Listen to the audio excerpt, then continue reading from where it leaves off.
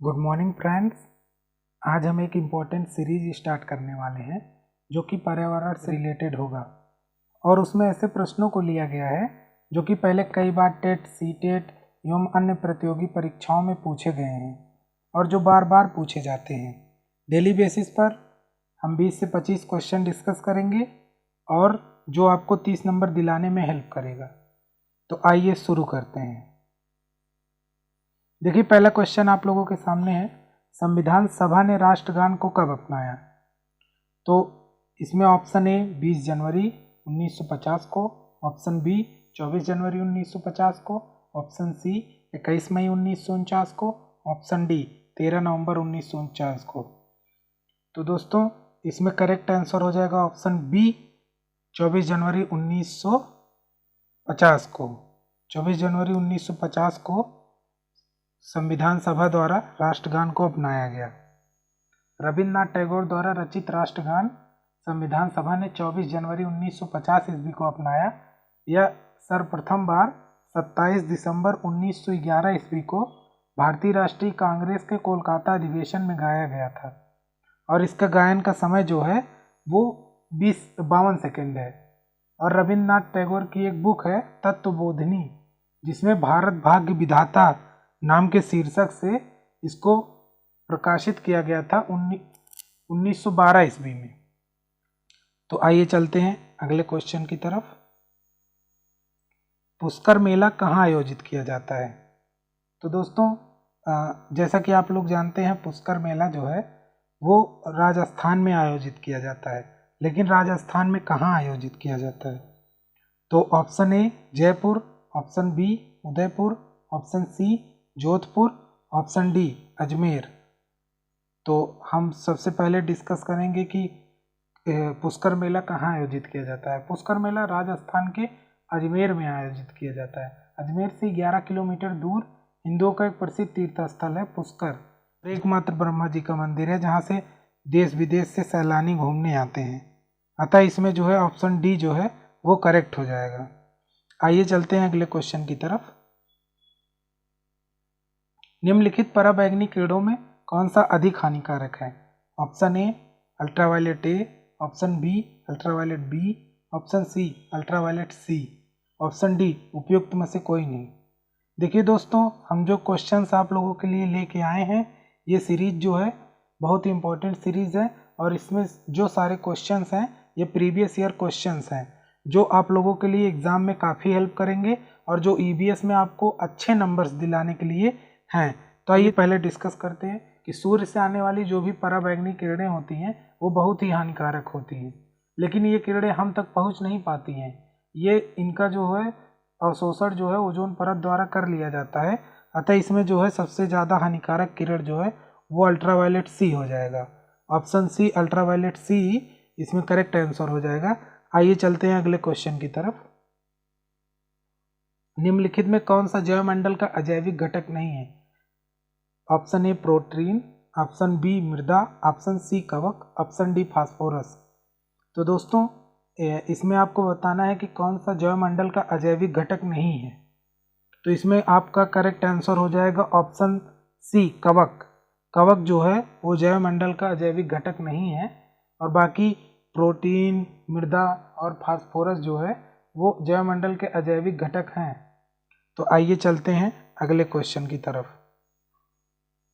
गंगा नदी निकलती है तो ऑप्शन ए अरावली श्रेणी से, ऑप्शन बी लद्दाख ग्लेशियर से, ऑप्शन सी गंगोत्री ग्लेशियर से, ऑप्शन डी मिलाप ग्लेशियर से। तो दोस्तों गंगा नदी कहाँ से निकलती है? इसमें करेक्ट आंसर हो जाएगा आपका ऑप्शन सी गंगोत्री ग्लेशियर से। तो गंगा नदी जो है वो भारत की सबसे लंबी नदी है और जो गंगोत्री ग्लेशियर से निकलती हैं और यह भारत के 5 राज्यों से होकर गुजरती हैं। उत्तराखंड, उत्तर प्रदेश, झारखंड, बिहार तथा पश्चिम बंगाल से होकर गुजरती हैं और इसकी लंबाई जो है वो 2525 किलोमीटर के अप्रॉक्स है। तो आइए चलते हैं अगले क्वेश्चन की तरफ। भारत में निम्नलिखित में से कौन सी एजेंसी मुख्य रूप से प्रदूषण के मापन से संबंधित है? भारत में निम्नलिखित में से कौन सी एजेंसी मुख्य रूप से प्रदूषण के मापन से संबंधित है? Option A green tribunal, option B केंद्रीय प्रदूषण नियंत्रण बोर्ड, ऑप्शन सी केंद्रीय जल आयोग, option D survey of India. देखिए दोस्तों, हम आपके लिए ऐसे क्वेश्चंस ले आए हैं जो बार बार एग्जाम में पूछे जाते हैं और जो बार बार आपके एग्जाम में आते हैं। तो अगर अब तक आपने चैनल को सब्सक्राइब नहीं किया है तो पहले चैनल को सब्सक्राइब कर लें और बेल आइकन प्रेस कर लें। इससे जो भी नोटिफिकेशन आएगा वो आपके पास तुरंत पहुंच जाएगा। तो आइए देखते हैं, इसमें करेक्ट आंसर हो जाएगा आपका ऑप्शन बी। ऑप्शन बी जो है वो करेक्ट आंसर हो जाएगा। ऑप्शन बी क्यों करेक्ट आंसर हो जाएगा? क्योंकि भारत में केंद्रीय प्रदूषण नियंत्रण बोर्ड मुख्य रूप से प्रदूषण के मापन से संबंधित है। जल तथा वायु प्रदूषण के मूल्यांकन, निगरानी और नियंत्रण के लिए केंद्रीय प्रदूषण नियंत्रण बोर्ड एक राष्ट्रीय संस्था है। तो आइए चलते हैं अगले क्वेश्चन की तरफ, बात करते हैं अगले क्वेश्चन की। कोटोपेक्सी एक जागृत ज्वालामुखी है जो अवस्थित है? ऑप्शन ए सिसिली में, ऑप्शन बी हवाई में, ऑप्शन सी एंडीज में, ऑप्शन डी रॉकीज में। तो दोस्तों इसका करेक्ट आंसर हो जाएगा ऑप्शन सी एंडीज में जो है कोटोपेक्सी ज्वालामुखी जो है वो अवस्थित है। यह ज्वालामुखी जो है दक्षिण अमेरिका के महाद्वीप इक्वाडोर में एंडीज पर्वतमाला पर स्थित है। अतः इसमें जो है कोटोपेक्सी जो है वो एंडीज में हो जाएगा। आइए चलते हैं अगले क्वेश्चन पर। सारिस्का राष्ट्रीय उद्यान अवस्थित है? सारिस्का राष्ट्रीय उद्यान अवस्थित है ऑप्शन ए पश्चिम बंगाल में, ऑप्शन बी गुजरात में, ऑप्शन सी राजस्थान पे और ऑप्शन डी असम में। दोस्तों ये क्वेश्चंस जो हैं ये सारे प्रीवियस ईयर में पूछे गए हैं और बार बार पूछने की संभावना है, इसीलिए मैं आप लोगों के लिए ये सीरीज लेके आया हूं। तो आप लोग ध्यान से पढ़िए और जो क्वेश्चन आप लोगों को आए उसका सही उत्तर देते जाइए और आप देखते जाइए कि आपकी तैयारी कितनी हुई है। तो इसमें जो है करेक्ट आंसर हो जाएगा आपका ऑप्शन सी राजस्थान में। सारिस्का राष्ट्रीय उद्यान जो है वो राजस्थान में स्थित है। इसे 1958 ईस्वी में वन्य जीव अभ्यारण्य घोषित किया गया तथा 1979 ईस्वी में टाइगर रिजर्व के रूप में प्रोजेक्ट टाइगर में शामिल किया गया। तो आइए चलते हैं अगले क्वेश्चन की तरफ, बात करते हैं अगले क्वेश्चन की। घास भूमि क्षेत्र के परितंत्र की खाद्य श्रृंखला में सबसे उच्च स्तर के उपभोक्ता होते हैं? ऑप्शन ए शाकाहारी, ऑप्शन बी मांसाहारी, ऑप्शन सी जीवाणु, ऑप्शन डी मांसाहारी या शाकाहारी। तो दोस्तों इसमें जो है करेक्ट आंसर हो जाएगा आपका ऑप्शन बी मांसाहारी। जो मांसाहारी होते हैं वो होते हैं उच्च स्तर के उपभोक्ता। तो आइए चलते हैं अब अगले क्वेश्चन की तरफ और बात करते हैं अगले क्वेश्चन की। पारिस्थितिक तंत्र में ऊर्जा का मुख्य स्रोत है? Option A ATP, option B सूर्य का प्रकाश, option C DNA, option D RNA. तो दोस्तों आपको बताना है कि पारिस्थितिक तंत्र जो होता है उसमें ऊर्जा का मुख्य स्रोत क्या होता है। तो इसमें जो है आपका करेक्ट आंसर हो जाएगा ऑप्शन बी सूर्य का प्रकाश। सूर्य का प्रकाश जो होता है वो पारिस्थितिक तंत्र में ऊर्जा का मुख्य स्रोत होता है। सूर्य का प्रकाश पृथ्वी के पारिस्थितिक तंत्र की ऊर्जा का एकमात्र स्रोत है। यही पृथ्वी पर जीवन को संचालित करता है, अतः इसे पारिस्थितिक तंत्र का प्रेरक बल भी कहते हैं। आप लोग ये याद रखिएगा कि प्रेरक बल, इसे पारिस्थितिक तंत्र का प्रेरक बल भी कहते हैं। तो आइए चलते हैं अगले क्वेश्चन की तरफ, बात करते हैं अगले क्वेश्चन की। एक मार्ग का संबंध है? ऑप्शन ए गुणवत्ता से, ऑप्शन बी पैकेजिंग से, ऑप्शन सी संसाधन से, ऑप्शन डी उत्पादन से। तो दोस्तों एक मार्ग जो होता है वो देखिए खाद्य पदार्थ जो होते हैं उन सभी पर जो है एक मार्ग का निशान बना होता है। तो आप इसमें बताइए कौन सा ऑप्शन सही हो जाएगा। इसमें है वो सही हो जाएगा ऑप्शन ए गुणवत्ता से। देखिए एक मार्ग का जो संबंध होता है वो गुणवत्ता से होता है। जो भारत में कृषि खाद्य उत्पाद पदार्थों पर लगाया जाता है, एक मार्ग शुद्ध रूप से खाद्य पदार्थों से जुड़ा हुआ प्रमाण चिन्ह है जो खाद्य वस्तुओं की शुद्धता एवं गुणवत्ता को सुनिश्चित करता है। यह भारत सरकार के खाद्य मंत्रालय द्वारा दिया जाता है और इस मार्ग के मिलने के बाद दुकानदार के वस्तु की गुणवत्ता सिद्ध करने की जरूरत नहीं पड़ती है, उसकी वस्तु गुणवत्तापूर्ण मानी जाती है।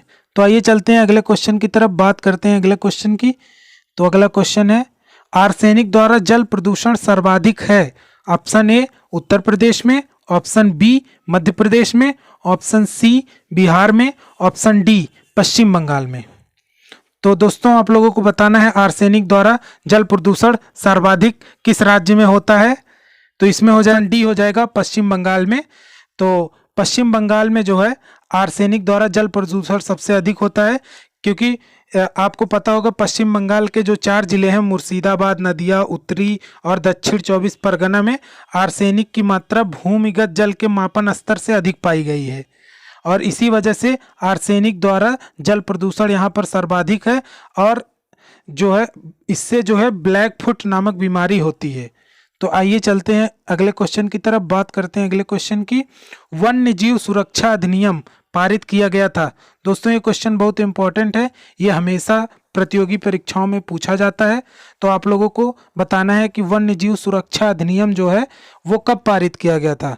तो दोस्तों इसमें ऑप्शन ए 1960 में, ऑप्शन बी 1962 में, ऑप्शन सी 1972 में, ऑप्शन डी 1975 में। तो दोस्तों इसमें जो है करेक्ट आंसर हो जाएगा आपका ऑप्शन सी 1972 में। वन्य जीव अधिनियम जो है वो 1972 में पारित किया गया था। इस अधिनियम में अवैध शिकार एवं व्यापार को रोकने के लिए जुर्माने एवं दंड का भी प्रावधान है। तो आइए बात करते हैं अगले क्वेश्चन की, चलते हैं अगले क्वेश्चन की तरफ, देखते हैं अगला क्वेश्चन कौन सा है।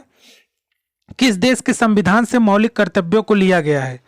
तो अब बात संविधान की आ गई है, तो आपको बताना है कि मौलिक कर्तव्यों को किस देश के संविधान से लिया गया है। ऑप्शन ए जर्मनी से, ऑप्शन बी यूनाइटेड किंगडम से, ऑप्शन सी यूएसए से, ऑप्शन डी यूएसएसआर से। तो दोस्तों इसमें आपको बताना है कि किस देश के संविधान से मौलिक कर्तव्यों को लिया गया है। तो इसमें करेक्ट आंसर हो जाएगा यूएसएसआर, जिसे हम सोवियत संघ के नाम से जानते थे और जिसका अब रूस नाम हो चुका है। तो भारतीय संविधान में मौलिक कर्तव्यों को रूस से लिया गया है और इसे संविधान के भाग 4 और अनुच्छेद 51A में रखा गया है इसको, और मौलिक कर्तव्यों की टोटल संख्या जो है वो 11 है। तो आइए बात करते हैं अगले क्वेश्चन की, चलते हैं अगले क्वेश्चन की तरफ, देखते हैं अगला क्वेश्चन कौन सा है। दूध से दही बनाने की प्रक्रिया को कहते हैं। ऑप्शन ए प्रकाश संश्लेषण, ऑप्शन बी आसवन, ऑप्शन सी किण्वन और ऑप्शन डी स्टेरलाइजेशन।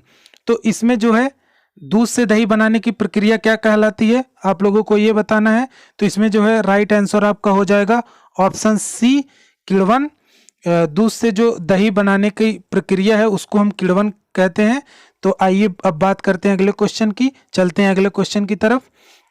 ध्रुव तारा कहा जाता है। दोस्तों ध्रुव तारा जो होता है उसे क्या कहा जाता है, कौन सा तारा कहा जाता है। ऑप्शन ए उत्तरी तारे को, ऑप्शन बी दक्षिणी तारे को, ऑप्शन सी पूर्वी तारे को और ऑप्शन डी पश्चिमी तारे को। तो दोस्तों इसमें जो है करेक्ट आंसर हो जाएगा ऑप्शन ए उत्तरी तारे को ध्रुव तारा कहा जाता है। जो तारा हमेशा उत्तर दिशा में चमकता रहता है तथा उत्तरी ध्रुव के ठीक ऊपर स्थित होने के कारण एक ही दिशा में हमेशा दिखाई पड़ता है, इसीलिए इसको जो है ध्रुव तारा कहते हैं। तो आइए अब बात करते हैं अगले क्वेश्चन की, चलते हैं अगले क्वेश्चन की तरफ। भारत में प्रोजेक्ट टाइगर प्रारंभ किया गया था। दोस्तों ये क्वेश्चन बहुत ही इंपॉर्टेंट है, बार बार एग्जाम में पूछा गया है, ये हमेशा एग्जाम में आता है और हमेशा आएगा क्योंकि ये क्वेश्चन इंपॉर्टेंट है। तो जैसा कि आप लोग ने पीछे देखा कि जो है वन्य सुरक्षा अधिनियम जो था, वन्य जीव सुरक्षा अधिनियम, वो 1972 में स्टार्ट किया गया था, लेकिन प्रोजेक्ट टाइगर जो है उसके 1 साल बाद 1973 ईस्वी में शुरू किया गया। 1973 ईस्वी में प्रोजेक्ट टाइगर को शुरू किया गया। ग्रीन पीस इंटरनेशनल का मुख्यालय अवस्थित है। ऑप्शन ए न्यूयॉर्क में, ऑप्शन बी सिडनी में, ऑप्शन सी एम्स्टर्डम में, ऑप्शन डी नागासाकी में। तो दोस्तों आपको बताना है कि ग्रीन पीस इंटरनेशनल का मुख्यालय कहाँ स्थित है। तो इसमें जो है करेक्ट आंसर हो जाएगा ऑप्शन सी एम्स्टर्डम में ग्रीन पीस इंटरनेशनल का मुख्यालय स्थित है, जिसकी स्थापना जो है 1971 में हुई थी और इस संस्था का उद्देश्य जो है वैश्विक स्तर पर व्यक्तिगत और सामूहिक प्रयासों के जरिए पर्यावरण संरक्षण एवं विकास को प्रोत्साहन प्रदान करना है। और ग्रीन पीस का मुख्यालय जो है एम्स्टर्डम नीदरलैंड में स्थित है। तो आइए अब बात करते हैं अगले क्वेश्चन की। देखते हैं अगला क्वेश्चन कौन सा होने वाला है।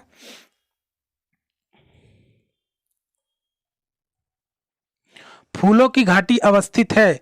ऑप्शन ए जम्मू कश्मीर में, ऑप्शन बी हिमाचल प्रदेश में, ऑप्शन सी सिक्किम में, ऑप्शन डी उत्तराखंड में। तो आपको बताना है कि फूलों की घाटी जो है वो कहाँ स्थित है। ऑप्शन आपके सामने है, आप लोग बताइए कौन सा ऑप्शन होगा। तो देखिए दोस्तों, इसमें जो है करेक्ट आंसर हो जाएगा ऑप्शन नंबर डी, उत्तराखंड में जो है वो फूलों की घाटी स्थित है। फूलों की घाटी जो है भारत का एक राष्ट्रीय उद्यान है जो कि उत्तराखंड के चमोली जिले में स्थित है। यूनेस्को ने इसे विश्व धरोहर स्थल भी घोषित किया है। तो आप लोग जान लीजिए कि फूलों की घाटी जो है वो उत्तराखंड में स्थित है। तो आइए बात कर लेते हैं अगले क्वेश्चन की। चलते हैं अगले क्वेश्चन की तरफ। प्रकाश संश्लेषण के प्रकाशीय चरण के दौरान ... का ऑक्सीकरण एवं ... का अपचयन होता है। ऑप्शन ए जल NADP, ऑप्शन बी NADPH2 और CO2, ऑप्शन सी CO2 और जल, ऑप्शन डी CO2 और NADPH2। तो दोस्तों इसमें जो है करेक्ट आंसर हो जाएगा आपका ऑप्शन ए जल और NADP। प्रकाश संश्लेषण के प्रकाशीय चरण के दौरान जल का ऑक्सीकरण एवं NADP का अपचयन होता है। तो आइए बात करते हैं अगले क्वेश्चन की। चलते हैं अगले क्वेश्चन की तरफ। प्रजातियों की रचना, प्रजातियों की उत्पत्ति एक रचना है। ऑप्शन ए अरस्तु की, ऑप्शन बी चार्ल्स डार्विन की, ऑप्शन सी मेंडल की, ऑप्शन डी रॉबर्ट हुक की। देखिए दोस्तों, इसमें लिखा है प्रजातियों की उत्पत्ति। तो आप लोग हिंदी में अगर ना समझ पाए तो इंग्लिश में जान लीजिए, द ओरिजिन ऑफ स्पीसीज जो है प्रजातियों की उत्पत्ति किसकी रचना है। तो इसमें जो है करेक्ट आंसर हो जाएगा आपका चार्ल्स डार्विन की। चार्ल्स डार्विन की बहुत ही फेमस रचना है द ओरिजिन ऑफ स्पीसीज। ये बार बार पूछा गया एग्जाम में और आगे भी पूछने की संभावना है। तो आप लोग ध्यान से पढ़िएगा और इसको नोट करते रहिएगा। तो आइए चलते हैं अगले क्वेश्चन की तरफ। देखते हैं अगला क्वेश्चन कौन सा होने वाला है। मकर रेखा है। Option A 23.5 degree, option B 23.5 degree north, option C 23.5 degree south और ऑप्शन डी 23 डिग्री साउथ। तो इसमें जो है आप लोग कंफ्यूज मत होइएगा। इसमें जो है करेक्ट आंसर हो जाएगा आपका ऑप्शन सी 23.5 डिग्री साउथ। भूमध्य रेखा के उत्तर में 23.5 डिग्री अक्षांश को कर्क रेखा कहते हैं और दक्षिण में 23.5 डिग्री अक्षांश को मकर रेखा कहते हैं। और 22 दिसंबर को सूर्य मकर रेखा पर लंबवत होता है। इसे मकर संक्रांति कहते हैं। इस दिन दक्षिणी गोलार्ध में सबसे बड़ा दिन होता है। तो आइए बात करते हैं अगले क्वेश्चन की। चलते हैं अगले क्वेश्चन पर। शिक्षक की सबसे बहुमूल्य निधि है उसकी क्या। ऑप्शन ए सेवा, ऑप्शन बी वेतन, ऑप्शन सी गर्व, ऑप्शन डी छात्रों का विश्वास। तो देखिए इसमें जो है दोस्तों करेक्ट आंसर हो जाएगा ऑप्शन डी छात्रों का विश्वास। को सब्सक्राइब कर लें और बेल आइकन प्रेस कर लें और वीडियो को लाइक करें और शेयर करें। Thank you.